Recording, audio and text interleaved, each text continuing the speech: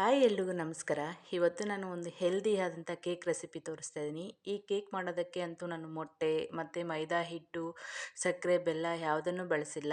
Healthy ಆದಂಥ cake recipe. ಈ ರೀತಿ ಒಂದ್ಸಲ ನೀವು ಮಾಡಿ ನೋಡಿ, ಸಖತ್ ಟೇಸ್ಟಿಯಾಗಿರುತ್ತೆ. ಯಾರು ಬೇಕಾದರೂ ತಿನ್ಬೋದು. ಈ ಕೇಕನ್ನು ನಾನು ಓವನಲ್ಲಿ ಸಹ ಮಾಡಿಲ್ಲ, ಸ್ಟವ್ ಮೇಲೆ ಕೇಕನ್ನು ರೆಡಿ ಮಾಡಿದ್ದೀನಿ. ಈಗ ಫಸ್ಟಿಗೆ ಈ ಕೇಕ್ ಮಾಡೋದು ಯಾವ ರೀತಿ ಅಂತ ನೋಡೋಣ.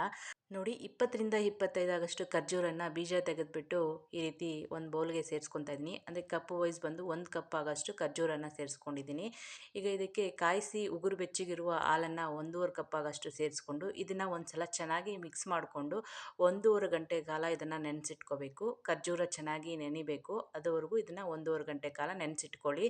ನಿಮಗೆ ಖರ್ಜೂರ ಟೇಸ್ಟಿಗೆ ತಕ್ಕಂಗೆ ನೀವು ಖರ್ಜೂರನ ಸೇರಿಸ್ಕೊಳ್ಳಿ. ನಾನು 1 ಕಪ್ ಆಗಷ್ಟು ಸೇರಿಸ್ಕೊಂಡಿದ್ದೀನಿ. ನನಗೆ ಕೇಕ್ ಟೇಸ್ಟ್ಗೆ ತಕ್ಕಂಗೆ ಸರಿ ಹೋಗಿದೆ. ಈಗ ನೋಡಿ, ಒಂದು ಕೇಕ್ ಟ್ರೇಗೆ ಸ್ವಲ್ಪ ತುಪ್ಪನ ಹಾಕ್ಬಿಟ್ಟು ಈ ರೀತಿ ಫುಲ್ಲು ಅಪ್ಲೈ ಮಾಡಿಬಿಟ್ಟು ರೆಡಿ ಮಾಡಿ ಇಟ್ಕೊಳ್ಳೋಣ. ನನ್ನ ಹತ್ರ ಬಟರ್ ಪೇಪರ್ ಇರಲಿಲ್ಲ, ನಾನು ಹೋಳಿಗೆ ಪೇಪರನ್ನೇ ರೌಂಡ್ಗೆ ಕಟ್ ಮಾಡಿಕೊಂಡು ಸೇರಿಸ್ಕೊಂಡಿದ್ದೀನಿ. ಈ ರೀತಿ ಕೇಕ್ ಟ್ರೇ ರೆಡಿ ಮಾಡಿಕೊಂಡು ಸೈಡಿಗೆ ಇಟ್ಕೊತಾ ಇದ್ದೀನಿ.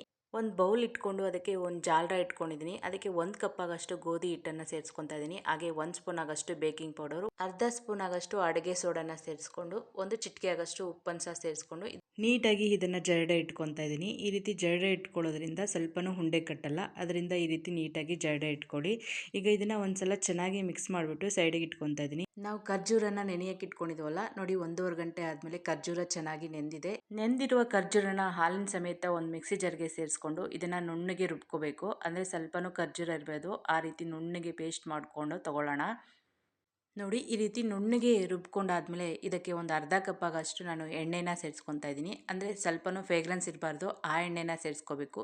ಅಂದರೆ ಗೋಲ್ಡ್ ವಿನ್ನರು, ಸನ್ಫ್ಲವರ್ ಆಯಿಲು, ಆ ಥರ ಆಯಿಲನ್ನು ತೊಗೋಬೇಕು. ಅದು ಸ್ವಲ್ಪನೂ ಫ್ರೇಗ್ರೆನ್ಸ್ ಇರಲ್ಲ. ಈ ಎಣ್ಣೆನ ಸೇರಿಸಾದ್ಮೇಲೆ ಮತ್ತೊಂದು ಸಲ ಇದನ್ನು ಚೆನ್ನಾಗಿ ರುಬ್ಕೊಳ್ಳೋಣ. ಈ ರೀತಿ ರುಬ್ಕೊಂಡು ಸೈಡಿಗೆ ಇಟ್ಕೊತಾ ಇದ್ದೀನಿ. ನಾನು ಕೇಕನ್ನು ಸ್ಟವ್ ಮೇಲೆ ಮಾಡ್ಕೊತಾ ಇದ್ದೀನಿ. ಅದರಿಂದ ಸ್ಟವ್ ಮೇಲೆ ಒಂದು ದಪ್ಪ ತಳ ಇರೋ ಕಡಾಯಿನ ಇಟ್ಕೊಂಡು, ಒಂದು ಸ್ಟ್ಯಾಂಡ್ ಇಟ್ಕೊಂಡು, ಅದರ ಮೇಲೆ ಒಂದು ಲಿಡ್ ಕ್ಲೋಸ್ ಮಾಡಿ ಇದನ್ನು ಒಂದು 10 ನಿಮಿಷ ಫ್ರೀ ಹೀಟ್ ಮಾಡ್ಕೋಬೇಕು. ಅಂದರೆ ಒಂದು 10 ನಿಮಿಷ ಮೀಡಿಯಮ್ ಫ್ಲೇಮಲ್ಲಿ ಇದನ್ನು ಚೆನ್ನಾಗಿ ಫ್ರೀ ಹೀಟ್ ಮಾಡ್ಕೊಳ್ಳೋಣ. ಈ ಸೈಡ್ ನೋಡಿ, ಗೋಧಿ ಹಿಟ್ಟನ್ನ ಜರಡೆ ಇಟ್ಕೊಂಡಿದ್ವಲ್ಲ, ಈಗ ಇದಕ್ಕೆ ನಾವು ರುಬ್ಬಿಟ್ಕೊಂಡಿದ್ವಲ್ಲ ಖರ್ಜೂರ ಪೇಸ್ಟು, ಆ ಪೇಸ್ಟನ್ನು ಸೇರಿಸ್ಕೊಂಡು ಈ ಹಿಟ್ಟನ್ನು ಒಂದೇ ಡೈರೆಕ್ಷನಲ್ಲಿ ಚೆನ್ನಾಗಿ ಮಿಕ್ಸ್ ಮಾಡ್ಕೋಬೇಕು. ಈಗ ಇದು ಸ್ವಲ್ಪ ಗಟ್ಟಿ ಇದೆ ಅನಿಸ್ತಾ ಇದೆ, ಅದರಿಂದ ಇದಕ್ಕೆ ಒಂದು 1/4 ಕಪ್ ಆಗಷ್ಟು ಮತ್ತೊಂದು ಸಲ ಹಾಲನ್ನು ಸೇರಿಸ್ಕೊತಾ ಇದ್ದೀನಿ. 1/4 ಕಪ್ ಹಾಲನ್ನು ಸೇರಿಸಾದ್ಮೇಲೆ ಒಂದೇ ಡೈರೆಕ್ಷನಲ್ಲಿ ಇದನ್ನು ನೀಟಾಗಿ ಮಿಕ್ಸ್ ಮಾಡ್ಕೊಳ್ಳಿ. ನೋಡಿ, ಕೇಕ್ ಬಟರು ಈ ಅದಕ್ಕಿರಬೇಕು, ಸ್ವಲ್ಪನೂ ಉಂಡೆ ಇರಬಾರ್ದು, ಆ ರೀತಿ ನೀಟಾಗಿ ಮಿಕ್ಸ್ ಮಾಡ್ಕೊಳ್ಳೋಣ. ಈಗ ಇದಕ್ಕೆ ಒಂದು 1/4 ಟೇಬಲ್ ಸ್ಪೂನ್ ಆಗಷ್ಟು ಚಕ್ಕೆ ಪುಡಿಯನ್ನು ಸೇರಿಸ್ಕೊತಾ ಇದ್ದೀನಿ. ನೀವು ಬೇಕಂದರೆ ವೆನಿಲಾ ಎಸೆನ್ಸ್ ಸಹ ಸೇರಿಸ್ಕೋಬೋದು, ನೀವು ಫ್ರೇಗ್ರೆನ್ಸ್ಗೋಸ್ಕರ. ನಾನು ಚಕ್ಕೆ ಪುಡಿಯನ್ನು ಸೇರಿಸ್ಕೊಂಡಿದ್ದೀನಿ. ಹಾಗೆ ಒಂದು 1/4 ಕಪ್ ಆಗಷ್ಟು ಚಾಪ್ ಮಾಡ್ಕೊಂಡಿರುವ ಬಾದಾಮು, ಒಂದು 1/4 ಕಪ್ ಆಗಷ್ಟು ಡಾರ್ಕ್ ಚಾಕೋ ಚಿಪ್ಸ್ ಸಹ ಸೇರಿಸ್ಕೊಂಡಿದ್ದೀನಿ. ನೀವು ಬೇಕಂದರೆ ನೀವು ಚಾಕ್ಲೇಟ್ನ ಸಹ ಕಟ್ ಮಾಡಿಬಿಟ್ಟು ಸೇರಿಸ್ಕೋಬೋದು. ಹಾಗೆ ಒಂದು 1/4 ಕಪ್ ಆಗಷ್ಟು ಟೂಟಿ ಪುಟಿನ ಸಹ ಸೇರಿಸ್ಕೊಂಡು ಇದನ್ನು ನಿಧಾನವಾಗಿ ಒಂದೇ ಡೈರೆಕ್ಷನಲ್ಲಿ ಮಿಕ್ಸ್ ಮಾಡ್ಕೋಬೇಕು. ಈ ಬಟರನ್ನು ಜಾಸ್ತಿ ಓವರ್ ಮಿಕ್ಸ್ ಮಾಡ್ಕೋಬೇಡಿ.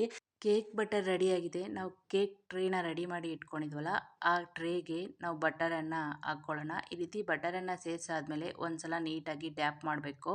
ಈ ರೀತಿ ಡ್ಯಾಪ್ ಮಾಡ್ಕೊಂಡಾದ್ಮೇಲೆ ಇದು ಮೇಲ್ಗಡೆ ನಾವು ಸ್ವಲ್ಪ ಗಾರ್ಲಿಷ್ ಮಾಡ್ಕೊಳ್ಳೋಣ. ಅದಕ್ಕೋಸ್ಕರ ನಾನು ಸ್ವಲ್ಪ ಟೂಟಿ ಫ್ರೂಟಿ, ಸ್ವಲ್ಪ ಕಪ್ಪು ದ್ರಾಕ್ಷಿ, ಚಾಕೋ ಚಿಪ್ಸು, ಹಾಗೆ ಸ್ವಲ್ಪ ಬಾದಾಮನ್ನು ಸಹ ಕಟ್ ಮಾಡಿ ಸೇರಿಸ್ಕೊಂಡಿದ್ದೀನಿ. ನಿಮಗೆ ಇಷ್ಟವಾಗಿದ್ದ ಡ್ರೈ ಫ್ರೂಟ್ಸ್ಗಳನ್ನು ಸೇರಿಸ್ಕೊಳ್ಳಿ. ಈ ಕಡೆ ನೋಡಿ, 10 ನಿಮಿಷ ಫ್ರೀ ಹೀಟ್ ಮಾಡ್ಕೊಂಡು ಇಟ್ಕೊಂಡಿದ್ವಲ್ಲ, ಈಗ ಇದಕ್ಕೆ ಕೇಕ್ ಟ್ರೇನ ಇಟ್ಕೊಂಡು ನೀಟಾಗಿ ಕವರ್ ಆಗುವ ಒಂದು ಬಟ್ಲನ್ನ ಮುಚ್ಚೋಣ. ಅದ್ರ ಮೇಲ್ಗಡೆ ಸ್ವಲ್ಪ ವೆಯ್ಟ್ ಇರುವ ಯಾವುದಾದ್ರೂ ಒಂದು ವಸ್ತುವನ್ನ ಇಟ್ಬಿಟ್ಟು ಲೋ ಟು ಮೀಡಿಯಂ ಫ್ಲೇಮ್ ಇದನ್ನು 1 ಅವರ್ ನಾವು ಬೇಯಿಸ್ಕೋಬೇಕಾಗುತ್ತೆ. ಈ ಕೇಕ್ ಬೇಯಬೇಕಾದ್ರೆ ಸ್ವಲ್ಪ ಟೈಮ್ ತೊಗೊಳುತ್ತೆ. ಮಿನಿಮಮ್ 1 ಅವರ್ ಆದ್ರೂ ಇದನ್ನು ಬೇಯಿಸ್ಕೋಬೇಕಾಗುತ್ತೆ. 1 ಅವರ್ ಆದಮೇಲೆ ನಾನು ಓಪನ್ ಮಾಡಿ ತೋರಿಸ್ತಾ ಇದ್ದೀನಿ. ಈಗ ಕೇಕ್ ಬೆಂದಿದೆಯಾ ಅಂತ ಚೆಕ್ ಮಾಡೋಕ್ಕೆ ಒಂದು ಸ್ಪೂನು ಅಥವಾ ಚಾಕುವನ್ನು ಈ ರೀತಿ ಚುಚ್ಚಿ ನೋಡಿ. ಏನಾದರೂ ಹಿಟ್ಟೇನಾದರೂ ಮೆತ್ಕೊತಾ ಇದೆ, ಈ ಕೇಕ್ ಇನ್ನೂ ಬೇಯಬೇಕು ಅಂತ. ಸ್ವಲ್ಪನೂ ಮೆತ್ಕೊಂಡಿಲ್ಲ ಅಂದರೆ ಕೇಕ್ ಬೆಂದಿದೆ ಅಂತ. ಈಗ ನೋಡಿ, ಕೇಕ್ ರೆಡಿ ಆಗಿದೆ. ಸ್ಪೂನ್ಗೆ ಏನಾದರೂ ಹಿಟ್ಟು ಇನ್ನೂ ಮೆತ್ಕೊತಾ ಇದೆ ಅಂದರೆ ಮತ್ತೆ ಲಿಡ್ ಕ್ಲೋಸ್ ಮಾಡಿಬಿಟ್ಟು ಮತ್ತೊಂದು 10 ನಿಮಿಷ ಇದನ್ನು ಚೆನ್ನಾಗಿ ಬೇಯಿಸ್ಕೊಳ್ಳಿ. ನೋಡಿ, ಕೇಕ್ ರೆಡಿ ಆಗಿದೆ ನನಗೆ. ಇದನ್ನು ಪೂರ್ತಿಯಾಗಿ ತಣ್ಣಗಾಗ್ಬಿಡೋಣ. ತಣ್ಣಗಾದ್ಮೇಲೆ ಈ ರೀತಿ ಚಾಕುಯಿಂದ ಎಡ್ಜಸ್ಸಲ್ಲಿ ಈ ರೀತಿ ನೀಟಾಗಿ ತಕ್ಕೊಳ್ಳೋಣ. ಈ ರೀತಿ ತಕ್ಕೊಂಡಾದ್ಮೇಲೆ ಇದನ್ನು ಡಿಮೋಲ್ಡ್ ಮಾಡ್ಕೊಳ್ಳೋಣ.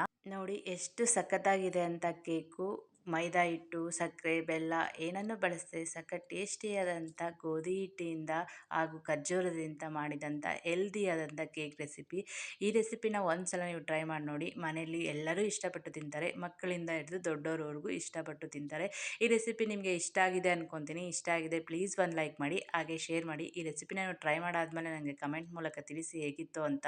ಸ್ಟವ್ ಮೇಲೆ ಕೇಕ್ ಮಾಡೋರಿಗೆ ನಂದೊಂದು ಸ್ಮಾಲ್ ಸಜೆಷನು. ನೀವು ಸ್ಟವ್ ಮೇಲೆ ಏನಾದರೂ ಕೇಕ್ ಮಾಡಬೇಕಂದ್ರೆ ಕೇಕ್ ಬೇಯಿಸ್ಕೊಳ್ಳೋ ಮಾಡ್ಕೊಳ್ಳೋಕ್ಕೆ ದಪ್ಪ ತಳ ಇರೋ ಪಾತ್ರೆನ ಯೂಸ್ ಮಾಡಿ. ನೀವೇನಾದರೂ ತೆಳು ಇರೋ ಪಾತ್ರೆನ ಯೂಸ್ ಮಾಡಿದ್ರೆ ಆ ಪಾತ್ರೆ ಬಂದು ತುಂಬ ಕಪ್ಪಗಾಗ್ಬಿಡುತ್ತೆ. ಮತ್ತು ಕೇಕನ್ನು ಬೇಯಿಸ್ಬೇಕಾದ್ರೆ ಲೋ ಟು ಮೀಡಿಯಂ ಫ್ಲೇಮಲ್ಲಿ ಇಟ್ಕೊಳ್ಳಿ. ಯಾವುದೇ ಕಾರಣಕ್ಕೆ ಹೈ ಫ್ಲೇಮಲ್ಲಿ ಇಟ್ಕೊಂಡು ಬೇಯಿಸ್ಕೋಬೇಡಿ. ನಾನು ಈ ಕೇಕ್ ಮಾಡಿರೋದು ಸ್ಟವ್ ಮೇಲೇ ನಾನು ದಪ್ಪ ತಳ ಇರೋ ಪಾತ್ರೆನ ಬಳಸ್ಕೊಂಡು ಕೇಕನ್ನು ರೆಡಿ ಮಾಡ್ಕೊಂಡಿದ್ದೀನಿ. ಈ ವಿಡಿಯೋ ನೋಡಿದ್ದಕ್ಕಾಗಿ ಎಲ್ಲರಿಗೂ ಧನ್ಯವಾದಗಳು.